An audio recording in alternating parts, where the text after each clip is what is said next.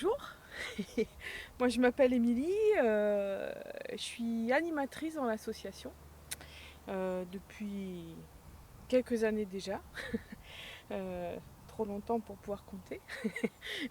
Et voilà, donc j'anime un peu avec tout type de public et un peu dans tout type de circonstances. Donc ça fait assez longtemps déjà que j'ai commencé à animer des sorties sur les salades sauvages. Malgré tout, je ne les connais toujours pas toutes. Mais c'est ça qui est bien. Donc aujourd'hui, je vais vous présenter une salade qui est assez facile à trouver et à reconnaître, qui est la Saint-Joseph, Lactuca seriola. Donc dans le mot lactuca, on entend lactu, lact, lactis du latin. Ça veut dire qu'en fait, c'est des salades qui ont du lait. Quand on les coupe, quand on casse les feuilles, on voit un petit peu de lait, la sève est un peu blanche. Et ou quand on les coupe à la base de la racine, voilà, on dit qu'il y a du latex aussi. Voilà, le latex, c'est une substance qui est fabriquée par les plantes pour se protéger contre les insectes suceurs, comme la punaise par exemple. Voilà. Mais en tout cas, là, ça va nous servir à la reconnaître. Euh, donc on a du lait blanc qui sort de cette plante. Qu'est-ce qu'elle a d'autre de particulier? Elle a des feuilles quand même qui sont relativement allongées, plutôt linéaires. Voilà. Qui sont d'un vert, sur la face supérieure, c'est d'un vert plutôt un peu flashy, vert un peu pétard, bien vert quoi, vert clair. Et puis de l'autre côté, par contre, on voit qu'on a un vert un petit peu plus glauque, un petit peu plus gris, plus terne quoi, si vous voulez. Donc voilà, ça c'est une caractéristique assez importante. Le deuxième point, c'est que c'est une plante qui n'a pas du tout de poils. Ça c'est très important. Sauf à un seul endroit.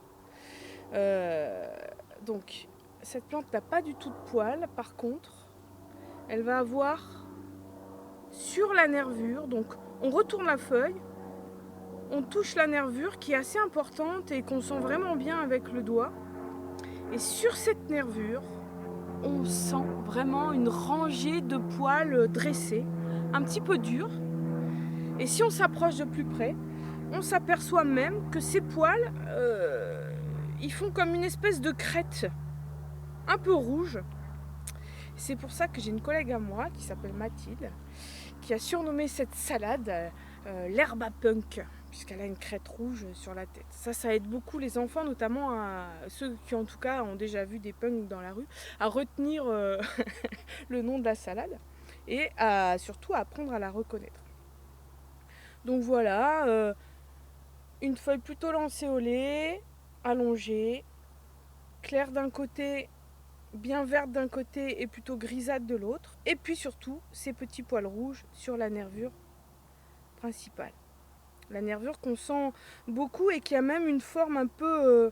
c'est pas rond au toucher, on sent que c'est plutôt un peu anguleux, un peu triangulaire. Ça c'est important pour éviter une confusion avec une autre salade.